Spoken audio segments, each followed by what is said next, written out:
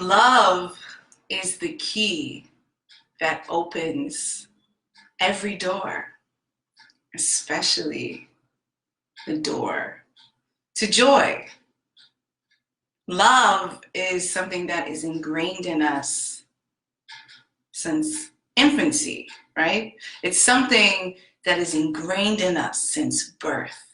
So why don't we always operate from a place of love as we get older?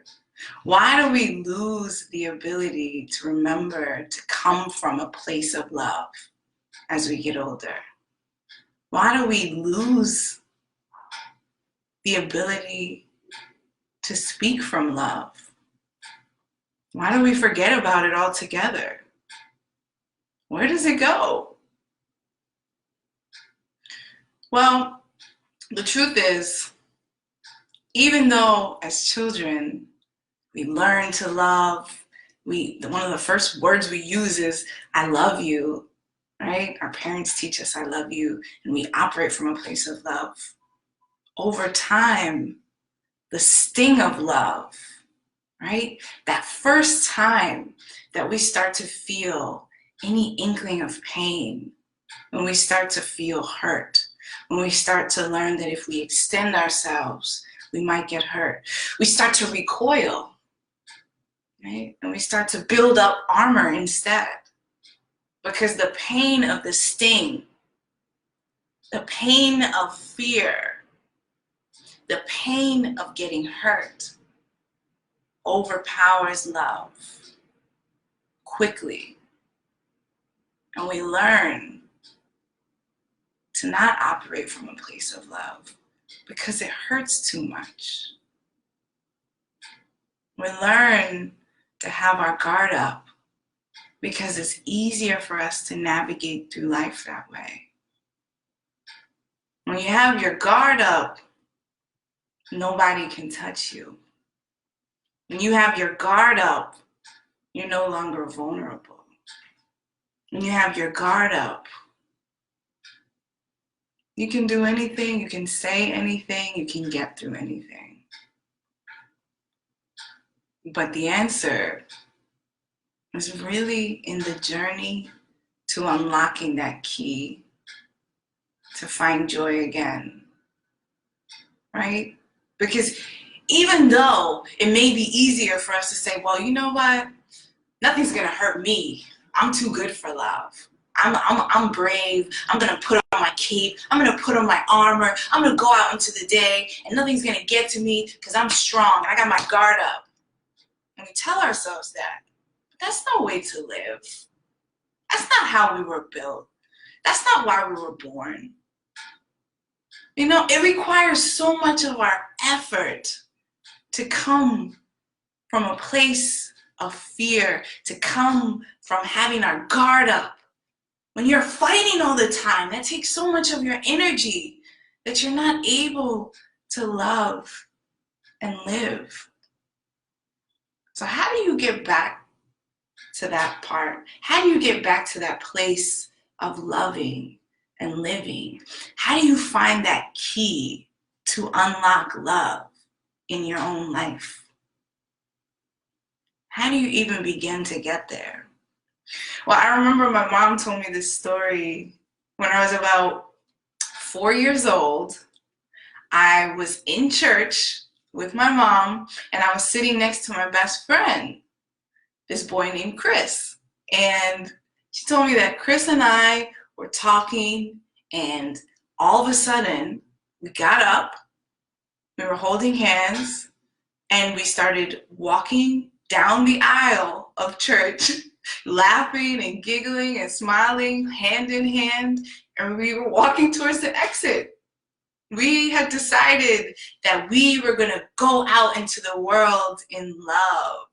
We were fearless, we were bold, we were brave, we were unafraid, right? And that's who we are as kids. That's who we are as children. We learn to laugh, we learn to share, we learn to play. We say, I love you, we love our family, we love our friends. That was me, that little girl who laughed and giggled and held hands and enjoyed life and operated from a place that was fearless and full of love. That was the brave me. And then things started to change, right? As we get older, things start to change and we don't love in the way that we used to. It doesn't come as easily as it used to. We start to recoil from love. We start to forget how to love. It's not this natural thing that it was for us when we were children. It becomes this challenging thing. There was a point where, as I got older, I started to learn that love was something that was conditional. Love was something that you had to earn. Love was something that people only gave you when you gave them what they wanted. Love was only something that I could earn from my parents if I did well in school, if I behaved. Sometimes people will tell you they love you, sometimes they wouldn't tell you they love you. Sometimes people would be there for me, sometimes they wouldn't be there for me. Life became real, and love became just a word. It was just a word. Because people's actions showed me otherwise. They may say they loved me, but they wouldn't show up. I remember when I was about 12 or 13 years old, right, nearly 10 years after that little girl giggling or walking down the aisle. Now I was a teenager, and I remember my dad, he dropped me off at this event, and he said, I'll wait for you in the car and you can leave your stuff with me in the car. And I said, okay. I trusted him. So I left my backpack in the car and I went inside to the event. And when I came back, I opened the car door and I saw that my backpack was sprawled open completely, and all of my stuff was everywhere in the car seat. It was everywhere. My notebooks, my folders, my personal belongings, everything that I had in my backpack, all my things that I put in my backpack to keep safe. They were everywhere in the car. And I looked at my father in shock. And he just looked at me and he said, oh, I didn't know that you would get back so soon. And I looked at him and I felt so violated. I felt so violated, and I wondered why he didn't just talk to me. Why he didn't just say to me, what's going on with you? Because we didn't live together. How's school going? How are you feeling? How are you doing? And that was the moment when I stopped loving effortlessly and I started putting my guard down.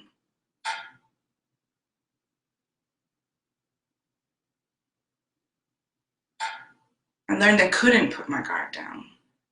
I started learning that if I put my guard down, people would take advantage of me.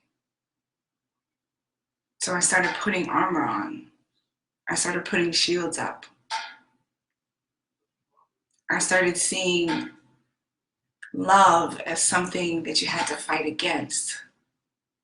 Because if you didn't fight against it, it could hurt you. So as a teenager, I operated from a place of fear. I was always scared to show my real self to people because I thought they might hurt me. I was scared to trust people because I thought they wouldn't really listen to me or they didn't really care for what I had to say. So I became a really good listener. And I was really proud of that. I became a good listener, a good friend, someone people could count on. But whenever the conversation switched to learning to talk about me, I would quickly change the topic.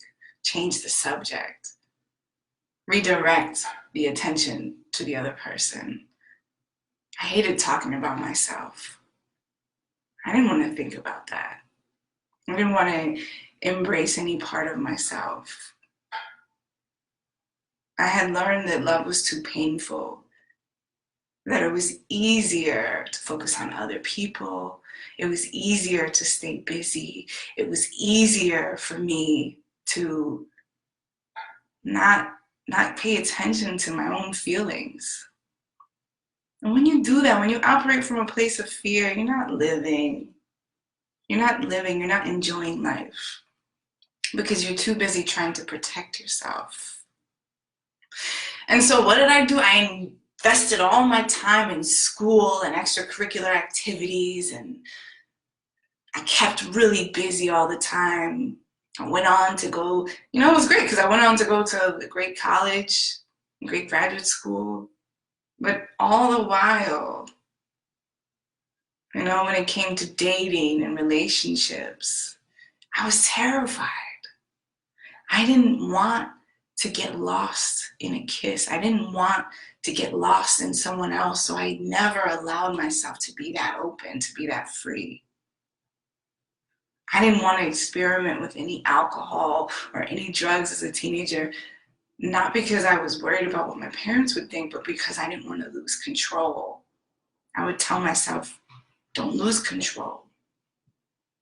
Because when you lose control, that's when people will find out about you. That's when you'll let your guard down. That's when you'll be vulnerable. That's when you'll get hurt. So I told myself, never lose control. That was my number one key in life. Never lose control. And that was no way to live. But that's how we live every day, don't we? We don't want to lose control. We don't want to be vulnerable. We don't want to get hurt. We don't want to feel pain. We don't want to feel love. We don't want to get attached. But the thing is, in trying to escape all of that, we do feel pain. We do get attached.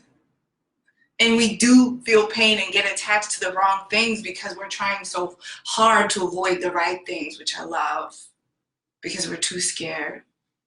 And so I was spending a lot of my time like this in life, running away from things, hiding from things, not allowing myself to be my vulnerable, true self, because I didn't want to hurt anyone. I didn't want anyone to hurt me. And while I had all this success, right, I had all these great degrees and I had great jobs and I was a teacher, there was something missing. There was something missing deep down within inside of me. And you know what it was? It was that little girl. That little girl who was giggling and laughing and walking down the aisle, hand in hand with her best friend, just living her best life, feeling happy, feeling joy. I couldn't hear her laughter anymore. I couldn't hear her happiness anymore. And I knew I had to get that back. That laughter, that little girl was gone. And I had to find her again. She was buried so deep in my baggage, right? So deep in my baggage that I couldn't hear her anymore. And that's the truth about love for some of us, isn't it? The key to love, right? Which unlocks so many doors for us, so many opportunities for us, allows us to be our true selves, gets buried so deep in our baggage, in all of our trauma, in all of the things that we've experienced, all the pain that we've had, that we can't even find the key anymore to unlock that joy, to unlock that truth, to unlock that better life that we know we deserve. So we keep living this life of almost great, almost happy, almost living in our truth, but not truly being there. So I had to learn how to look at myself in the mirror, really look at myself. Look at that girl. And I had to start asking myself very tough questions, things I didn't want to think about, face pains I didn't want to face. But you know what? When I faced the pain, when I started to understand why it was there, I could set it free. When I allowed myself to ask those tough questions, to revisit those painful moments in my life, I could free myself enough to let go. Sometimes we don't want to face things. We don't want to face pain. We don't want to talk about the past. We don't want to look at that inner child. We don't want to revisit anything because it's too painful. And you know, I don't blame you. It certainly is. But that's where the joy is. The joy comes from freeing yourself. Because when you're able to free yourself, you can start to live again. I had to invest as much as possible into myself. And it was very counterintuitive for me to be able to do that. To learn how to invest time into me. To learn how to invest time into realigning, rediscovering, redefining what love meant for me.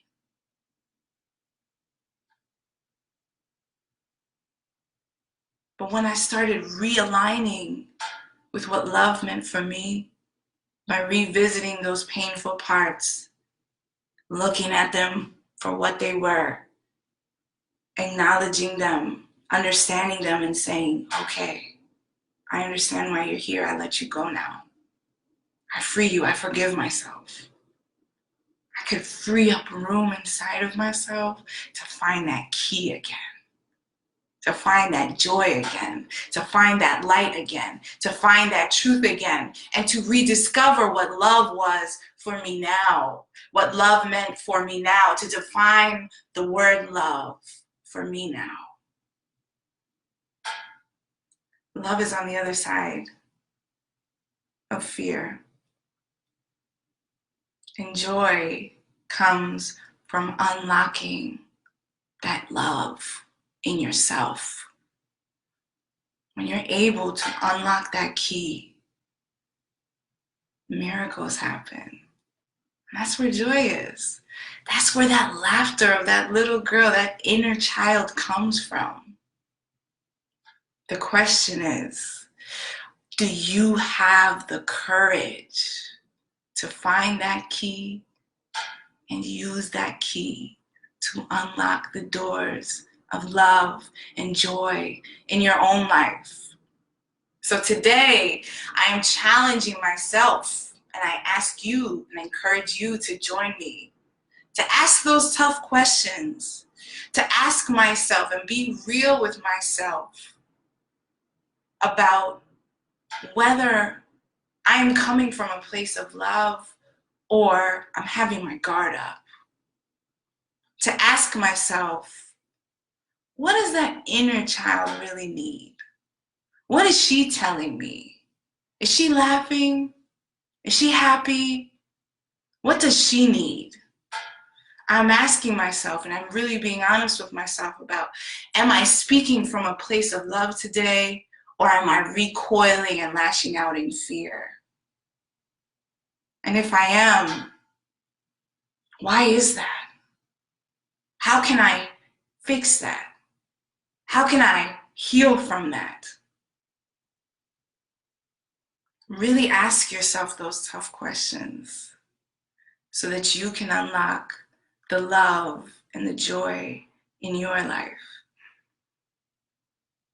Remember, we are all love. You know, my mom, when I was a little girl, she used to call me love, and she was right. She is right. That was a great nickname because we are all love in essence. We may have forgotten it along the way. We may have buried it deep because the pain was too much. But the key is unlocking the journey. The key is allowing yourself to let go enough to open up to love. The key is being able to tap into your truth. Because when you do that, honey, love is right there waiting for you.